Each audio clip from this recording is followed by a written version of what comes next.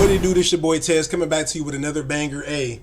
We gotta talk about some of these NBA trades. Hot Dice TV, we bringing that fire and we keeping it 100. You already know that. Hey, some of these trades is starting to get a little bit interesting. Now, let me talk about a couple trades that I've been hearing. We're gonna start off with my Los Angeles Lakers. I just saw a report that said that they're trying to do a three-way team trade with the Jazz, the Timberwolves, and the Lakers, which would send Mike Conley up to the Timberwolves, Russell Westbrook to Utah, and then the Lakers would get Malik Beasley, D'Lo, and then I think as well maybe Vanderbilt. Now, do I like the trade?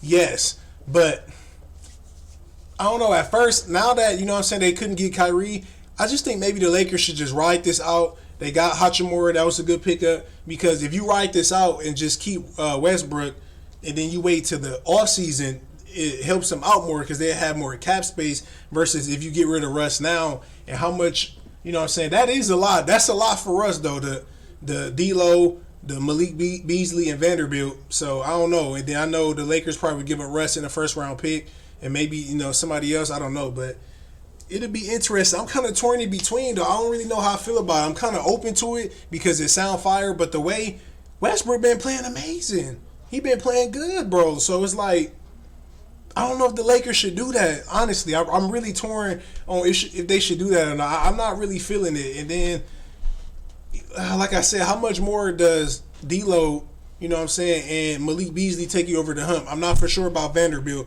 It's been a couple different reports saying that he might be included, he might not be. So I'm not for sure about him. But I don't know if you do that trade, man. Let me know what y'all think. I just don't know. I just think you ride it out, you wait, and then you try to go for Kyrie still, because Kyrie's still in play. That's what people don't understand. He still wanted to play for the Lakers and be in LA, but Sean Marks, the GM or owner of the Nets, already came out and said that he wasn't going to trade him to the Lakers.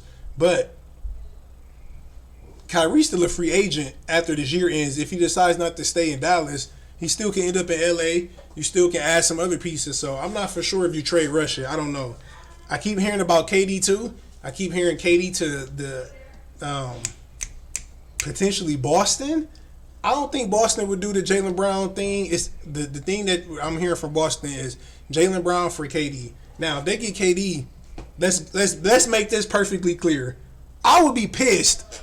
It's not his fault. I know people gonna say not, the Golden State thing. I ain't talking about that, but I feel like how some people, I ain't gonna say most, because some people bashed them and took it a little bit too far. As far as you got to break that down into context. Did I like the move? No. Was it amazing? And for KD, and did he ball out? Yes. My only take that I've been consistent on, which people understood and said that's a great point they respect, is I just want to see him win and have his chest stuck out outside of Golden State. It's easy to do that when you playing with Steph and them, and and all of that. But that's neither here or there. So if he was to go to Boston, let's make one thing clear: they winning the championship.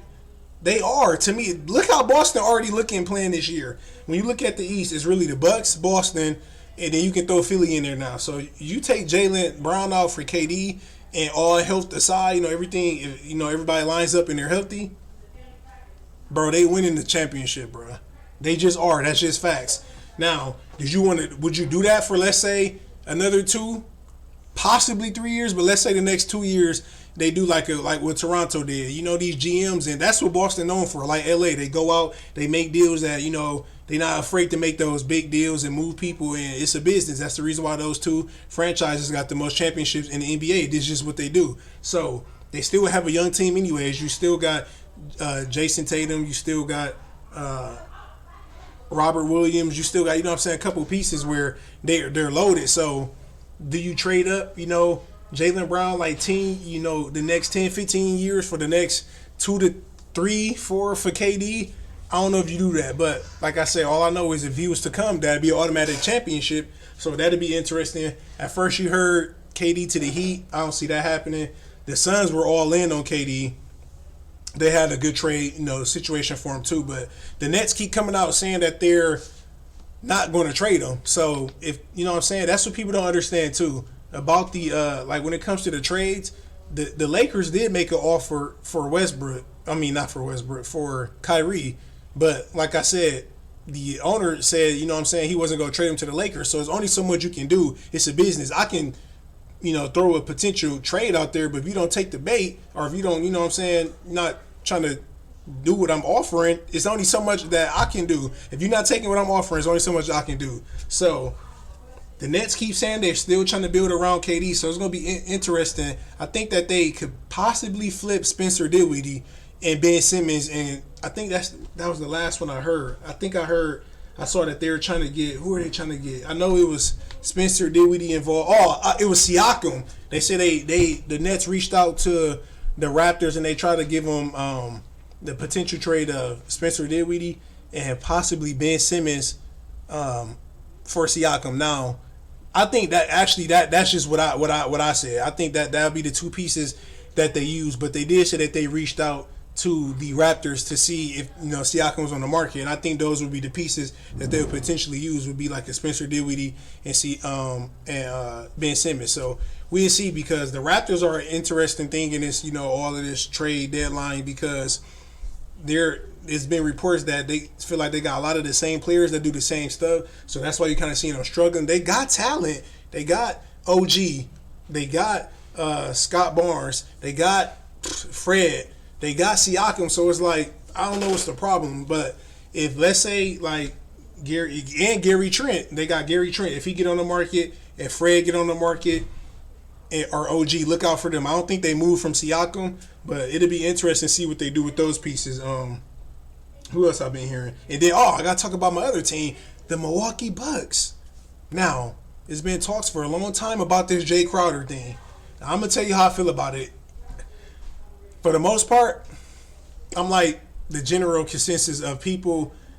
It's not that they don't want Jay Crowder, but they keep saying they're giving up 3 players for him, which would be Ibaka, George Hill, and Jordan Nora. Now, out of all them players, none of them really relevant to the Bucks. Jordan Nora is a possible, he got some raw talent. He can potentially still grow because he's young. But George Hill, most Bucks fans say, I want him out of here. Serge Ibaka not doing nothing, so I don't care. So I get what people are saying when they say we're trading players who don't play anyways. But still, to give up 3 players for just one, I feel like maybe they can get somebody better than that. I don't know who, but I got somebody in mind that I heard, and me and my guy was talking about that I'm about to bring up.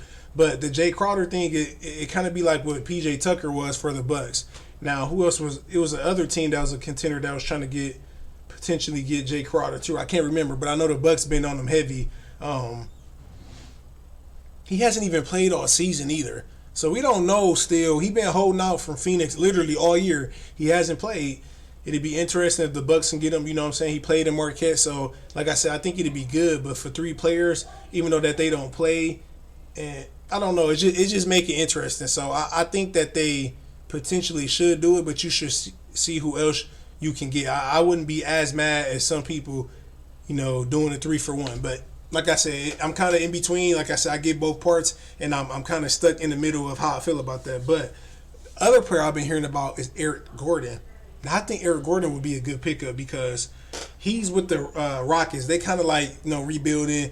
They still in that, they're super young. They got some talent, but they kind of, in a rebuild mode. So a player like him, he a vet. He can score. Got a little playmaking in him. So if he can go to a contending team like the Milwaukee Bucks, I think he'd be good. I think that'd be a good. I'd rather, if you ask me, Eric Gordon or Jay Crowder, honestly, I'm going with Eric Gordon because we seen still him play this year. We seen, what he can do. Crowder, we still haven't seen yet, so it'll be interesting. I'm trying to think if there's any more trades that I heard. I think that's the only ones I want to talk about. I think that's the only ones I heard, man.